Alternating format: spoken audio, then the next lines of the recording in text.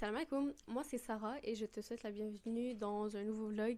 Dans le fond, ce vlog-ci, c'est celui de l'Andalousie. J'y ai passé 10 jours et j'ai visité 4 villes, soit Sevilla, Granada, Cordoba et Malaga. Et j'ai vraiment aimé mon séjour, d'autant plus que ça lie vraiment toute l'histoire de l'Espagne avec le monde musulman.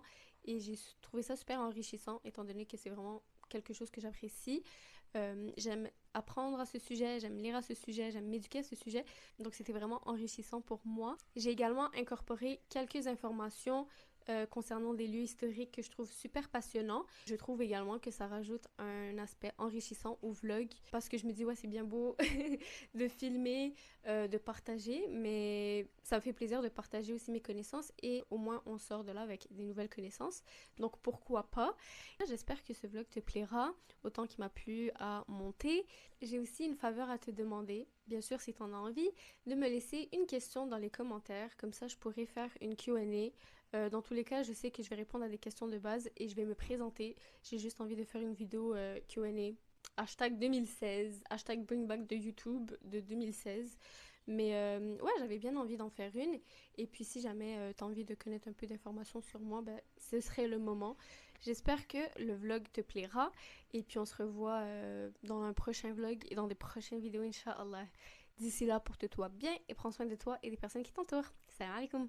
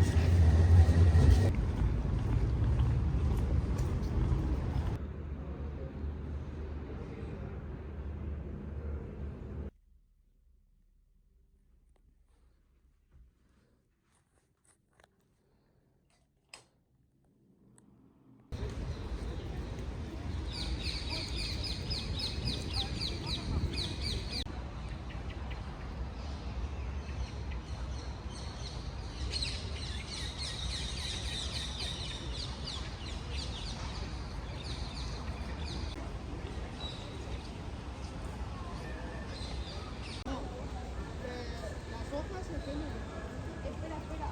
Si los pies también.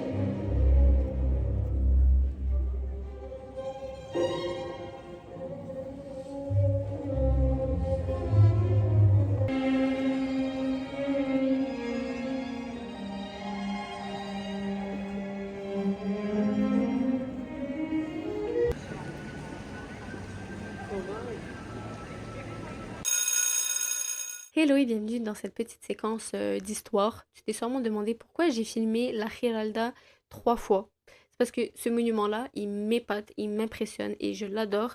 J'ai également fait un travail à son sujet à l'université.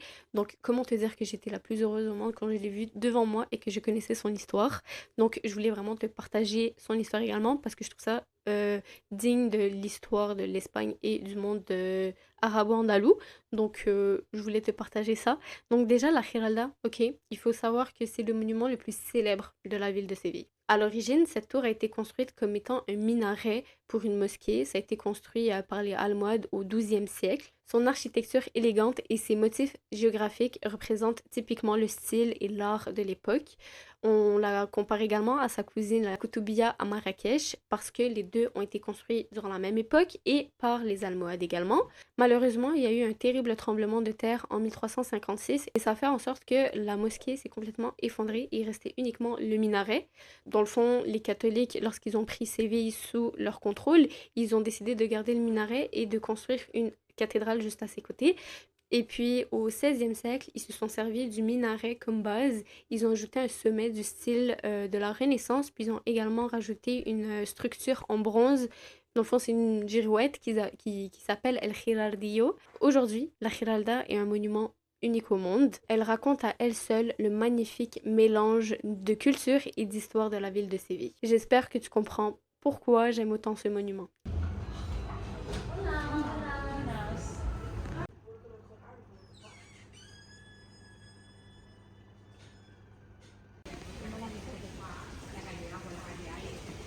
Lleva mucho, tiene antes, podemos hablar de la primera globalización, el primer comercio internacional. La tenía porque claramente tiene una figura renacentista y en los renacentistas pues se vuelve a lo grecorromano y mezcla los elementos. Con su fuente ahí también, pero tenéis una plaza del siglo XX, un edificio del siglo XX.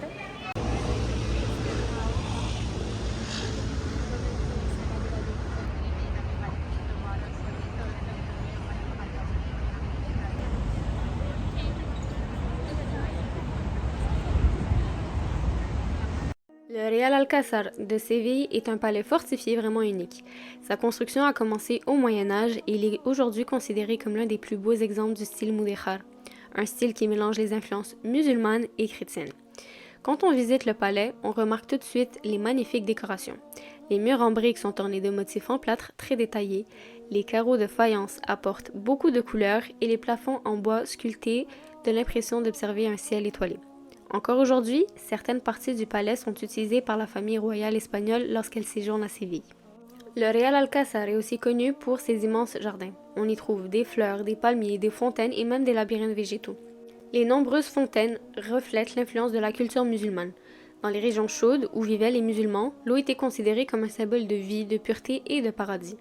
Les jardins étaient donc conçus pour rappeler cette idée d'un lieu paisible et abondant. En plus de leur valeur symbolique, les fontaines permettent aussi de rafraîchir l'air pendant les étés très chauds d'Andalousie. Le bruit de l'eau crée une atmosphère calme et relaxante. D'ailleurs, petit fun fact, ce lieu a servi de décor à la série Game of Thrones.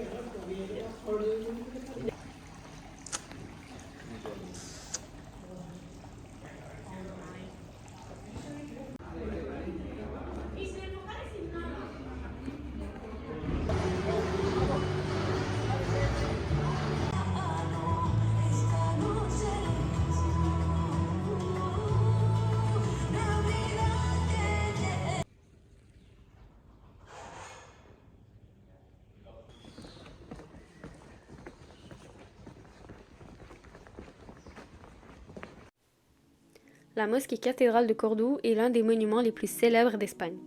Son histoire commence au 8e siècle lorsque les musulmans construisent une immense mosquée. Au fil du temps, elle devient l'une des plus importantes du monde islamique. Quelques siècles plus tard, lorsque Cordoue passe sous contrôle chrétien, la mosquée est transformée en cathédrale. Au XVIe siècle, une grande église est même construite au centre de l'ancien bâtiment. C'est ce qui rend ce monument si unique. Il réunit dans un même lieu l'héritage musulman et chrétien. L'intérieur est particulièrement impressionnant. On y trouve plus de 800 colonnes de marbre et de granit qui soutiennent de magnifiques arcs rouges et blancs. Puis, au centre apparaît la cathédrale chrétienne avec ses hautes voûtes et ses nombreuses décorations. La mosquée cathédrale de Cordoue est donc bien plus qu'un monument.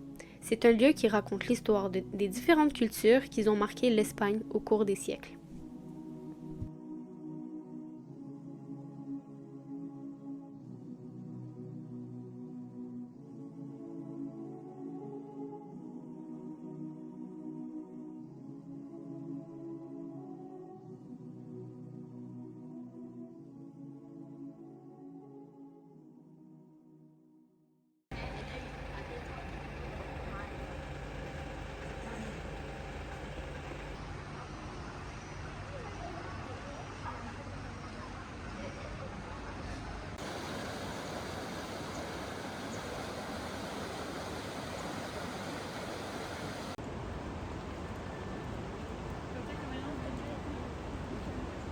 Claro, como sobrecargado. Pero al final refrescan.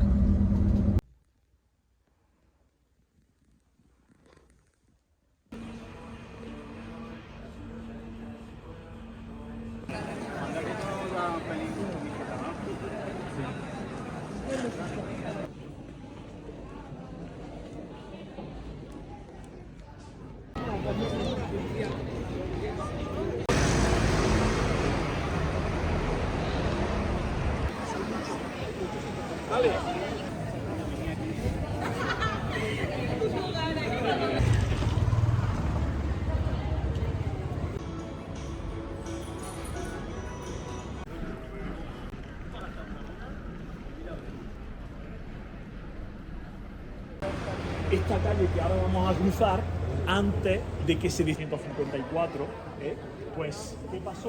Pues que arriba eran como caracolas. Lo que pasa es que, claro, me imagino que en 1004 años pues se ha deshecho bastante, ¿no? ¿Vale? Se hacía con yeso, pero vosotros sabéis...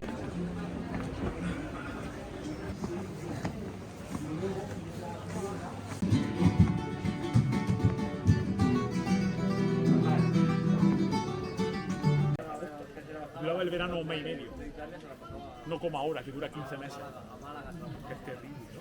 Bien.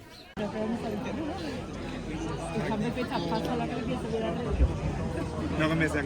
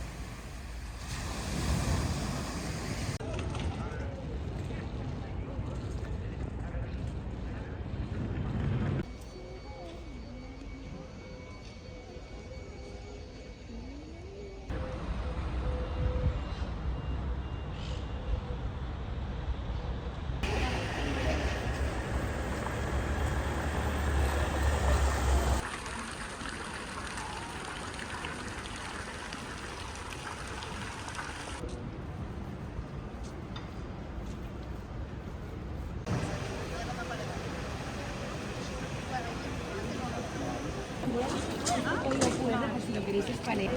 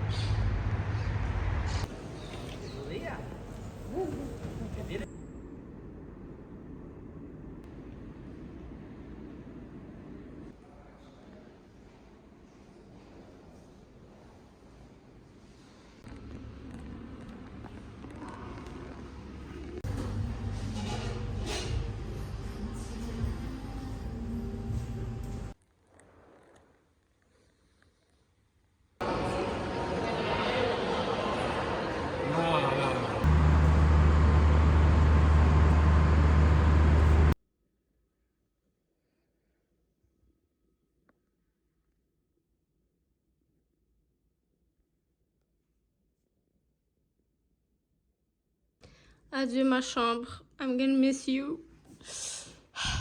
Adieu.